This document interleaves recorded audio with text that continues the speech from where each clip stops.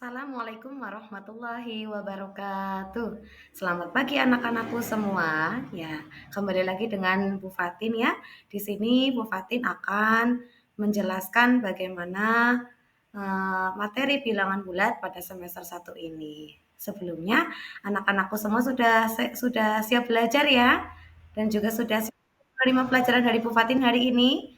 Mudah-mudahan kalian semua sehat selalu. Oke, dan tolong hari ini dengarkan secara baik-baik supaya kalian semua bisa paham dan juga mengerti ya. Oke, di sini semester 1 ini kita akan jumpa dengan bilangan bulat ya. Oke, di sini tujuan pembelajaran kita yang pertama adalah Bu Fatin akan menjelaskan bilangan bulat negatif termasuk dengan menggunakan garis bilangan. Yang kedua, Bu Fatin akan menjelaskan dan melakukan operasi penjumlahan, pengurangan, perkalian, dan pembagian yang melibatkan bilangan bulat negatif. Oke. Tapi sebelumnya kalian itu pasti sudah pernah ya mendengar bilangan bulat itu apa. Itu sudah pernah kita bahas di kelas 5 waktu itu. Oke.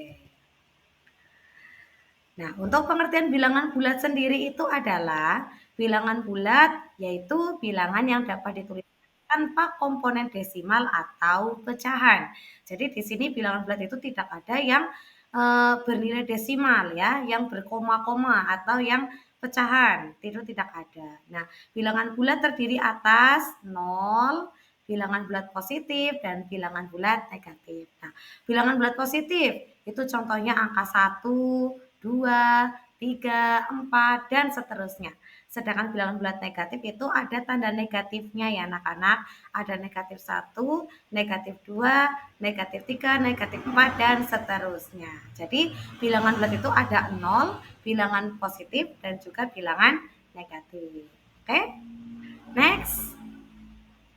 Sip. Nah, di sini ada Bu Fatin jelaskan tentang garis bilangan ya. Ini garis bilangan. Di sini ada 0 ya. 0 itu termasuk bilangan cacah dan di sebelah kanan 0 itu ada bilangan asli mulai dari 1, 2, 3, 4, dan seterusnya. Jadi 0 itu sebagai titik tengah ya. Kalau di sebelah kanan 0 itu berarti bernilai positif, dan juga kalau di sebelah kiri itu ada bilangan bulat negatif. Itu ada negatif 1, negatif 2, negatif 3, sampai negatif 4, dan seterusnya. Kalau di sebelah kiri itu berarti bilangannya bernilai negatif. Nah, ini ada warning Bu Fatin. Nah, kalau ke kanan itu positif ya. Semakin dia ke kanan maka bilangan bulat positif itu akan semakin besar nilainya.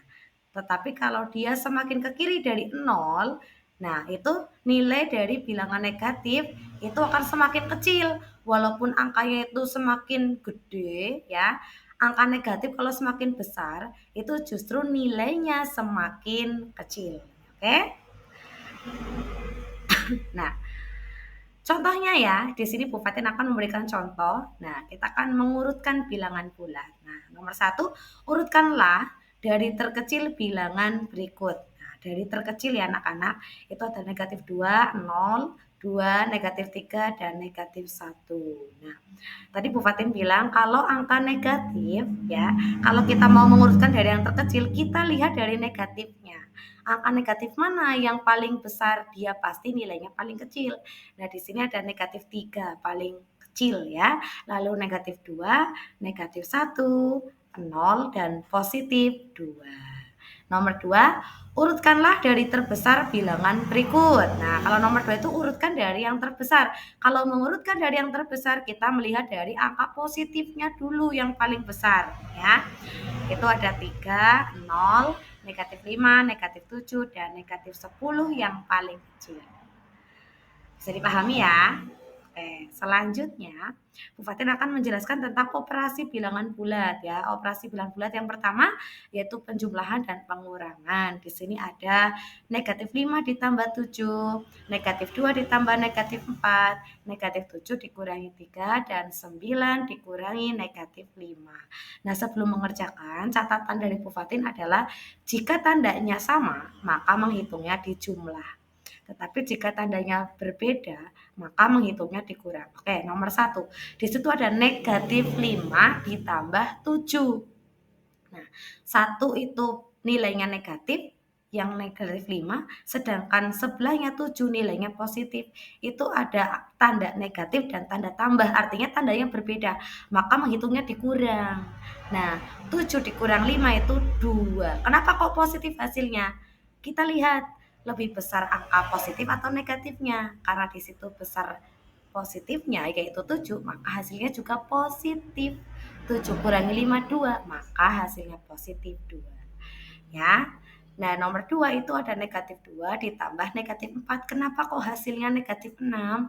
Negatif 2. Nah, itu tanda tambah, sebelahnya itu ada tanda negatif. Artinya itu jadi dikurang ya. Karena tandanya berbeda, maka nilainya ditambahkan. Negatif 2 kurangi 4.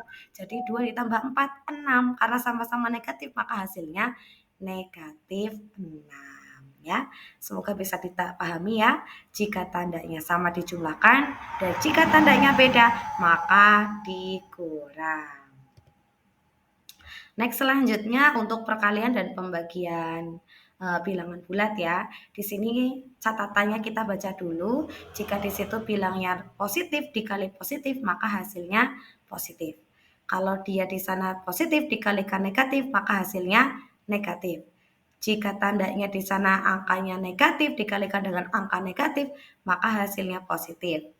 Dan jika di sana bilangan negatif dikalikan positif, maka hasilnya negatif. Untuk nomor 1, itu ada negatif 5 dikali 7. Negatif 5 dikali 7. Artinya di situ negatif dikali positif, maka hasilnya negatif. 5 dikali 7, 35. Berarti negatif 35. Untuk nomor 2, negatif 2 dikali negatif 4. Di situ tandanya sama-sama negatif, maka hasilnya positif. Betul sekali. 2 dikali 4, 8. Maka hasilnya negatif 8. Begitu juga sama dengan pembagian. Pembagian konsepnya sama dengan perkalian. Bisa dipahami anak-anak ya? Lanjutkan.